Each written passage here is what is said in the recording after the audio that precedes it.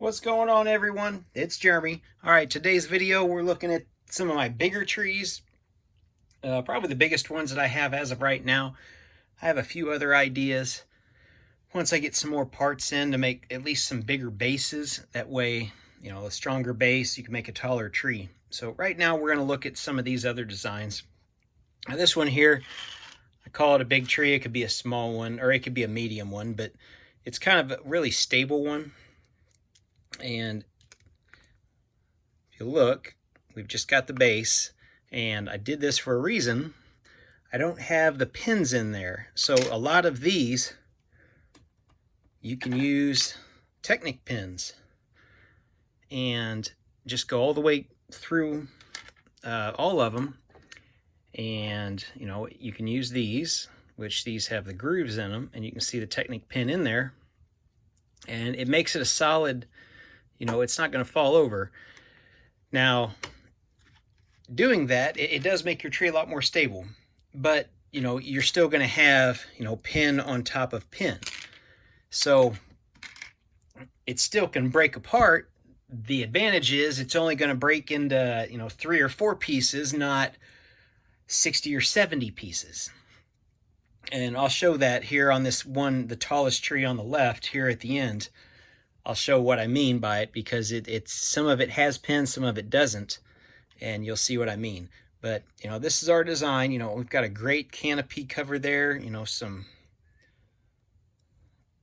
different colors to try to make some dead leaves or maybe some older leaf growth. And the way you achieve that is by this right here. And I've just got a little base on there just to make it stand up. These pieces, which you don't have to use these. These came out, first time I ever remember seeing them is, maybe with the Pirates theme, I'm not sure. Something similar to this came out with the original palm trees, but it's a little bit different. But you can hook on, all your leaf pieces onto these in multiple directions, which is the advantage, because if you do it the other way, where you're just going to connect the pieces onto each one, you can only put, grab a leaf piece and show you what I'm talking about here. Okay, so by using, I got too many things in my hand. By using this, you can stick them on there and you can build out from that. But, if you want to do it this way, you're kind of limited.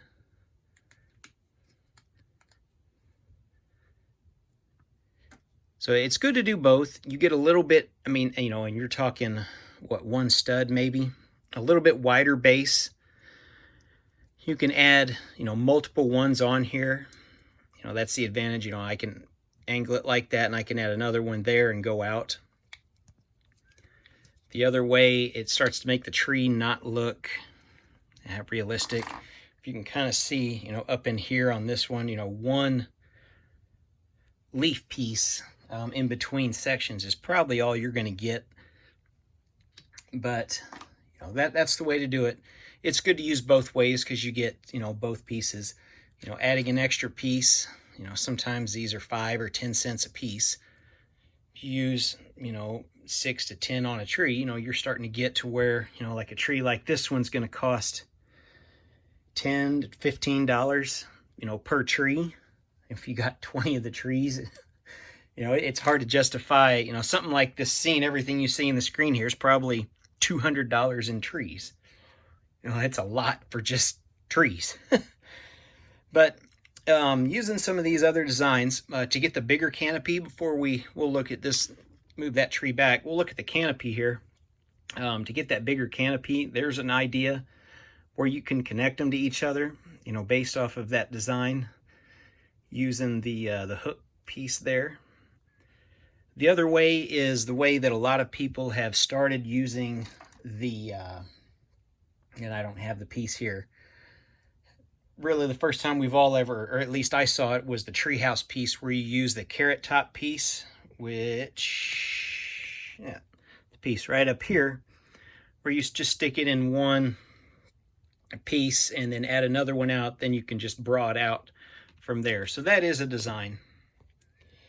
And we'll look at this other tree here in the center, and you'll notice, the same design with the solid base. And instead of using these, I use the others. Once I got to the top, I just took one piece off, so let me put this back on. I used one of the antenna pieces, and I'll spread these out a little bit, just like this. And if you'll look at the top, I've got just a little bit narrower top to it. So, it's got those evergreen look, Minnesota, Canada type design trees, kind of what I'm going for. So you got that really narrow top. Just gives that extra, extra height to a tree. It doesn't take a lot. It's not the most stable at the top, I'll admit that right off the bat, but it is what it is. Let me see if I can get this closer here so you can kind of see the design work. Now, doing it this way, you can put the Technic pin down the center, so everything's going to be solid. And you'll notice at the very top, I just put one of the green pieces, right dead centered it, and then stuck that on the top. You can see there's 3 different colors here. I try to break it up a little bit to use different colors on my trees. Okay, we'll look at this one next. Now, when I ordered off of Lego.com, the Pick-a-Brick site, they didn't have any of these. They had these with the grooves.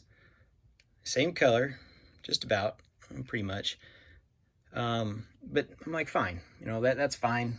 And give me some differentiation between the trees.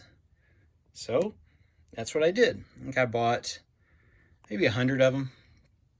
That'll probably give me 4 or 5 trees, of that size. You'll also notice on this one, I've got the arch pieces in there. Now, the biggest disadvantage of doing it, the combined way, I also have this design at the bottom here for the bigger canopy. You can't put Technic pieces in between these. So, there's a breaking point there and a breaking point there, but I do have the bigger base. So, when I put it in my city, I'm going to have to be sure there's no place where it can bump. But if I do bump it, it's only going to break into like 2 or 3 pieces. And I really don't want to break it, but you can see here like where it's going to break. So, this is all solid piece. And let me move the camera down. So, that's one big solid piece. Well, that's a decent tree by itself, honestly. If you wanted to do that, broaden out the bottom, you got a nice little Christmas tree. And the very top is about the only thing, just right where this carrot top piece is. We just put it there, and we'll stick it back on. I'll try to not bump the camera as I do this. And you can see what I'm doing up here. So yeah, that's our other tree. I think that's my tallest one right now. The goal for me, honestly, is to try to get some trees that are as tall or slightly taller. And when I say slightly taller, maybe just the antenna top piece than the tree house. Because I just don't want my tree house to be the top tree, biggest tree, and everything else is smaller, and make it, like a tree of life where it's massively bigger than everything else. I want to get some other stuff in there that kind of matches a little bit better. Some of those other little things, you got bases, you can use these as a base. I use the dish piece as a base. It works out well too. Our last tree here is all brick built. This might be the way to go for some of you. It's a lot more stable by far. Use the angle pieces here at the bottom just to get that angled up. Basically, we're building a X shape up to there.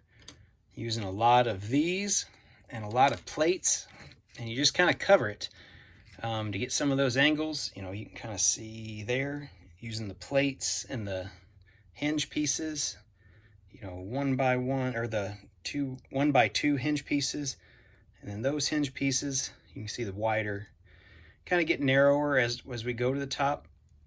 You can kind of see a comparison here between the two trees on size. These you can make a lot larger, you know, because they're a lot heavier duty tree, thicker base. They're not going to fall as easy. I've got them on these little plates. I do have another one here, and this one's fallen apart a couple times, so it's a work in progress, progress, I guess. It's got the darker green to it, and a lot of the pieces have fallen off, but you can kind of see angle pieces. I use the headlight pieces to connect them to. You can just, you know, connect them right off the side. There's nothing wrong with that. You can angle them up, you know, like this one over here. You can angle them down like this one. Either way, you know, I'd prefer to do all of them just to get that natural feel to it. I'll move the camera back here. You'll notice my skunk over there. It's a great little addition. But, you know, this tree, it's a work in progress. I got a lot of pieces I got to put back on. I'm thinking I might make it a lot bigger and make it as tall as some of these other ones in the background. So, you know, I might add that much more height to it in bricks. Add some different branches off to the side. So yeah, there you go, guys. There's your big trees for you. For your Lego city, Lego farm, campground, park. You know, some of these, they're as tall as some of the Lego modulars, which, you know, in realistic life, you know, how many trees are more than 2 stories tall? Well, probably most of them, at least around me in Missouri. You know, all the trees that they give you are little decorative trees. So, you know, here's some realistic stuff for you for your city. You know, the downfall is, you know, every tree here, you're probably going to spend 10, probably more like 15 bucks per tree. So, you know, you got to, I guess, pick and choose your battles, what you want to build and what you want to, you know, try to skimp on. But other than that, we'll do another video here at some point in the future on some other medium-sized trees. I know I did one already. We'll do a little bit different view on a few different ideas, and we'll see you in the next video. Thanks for watching.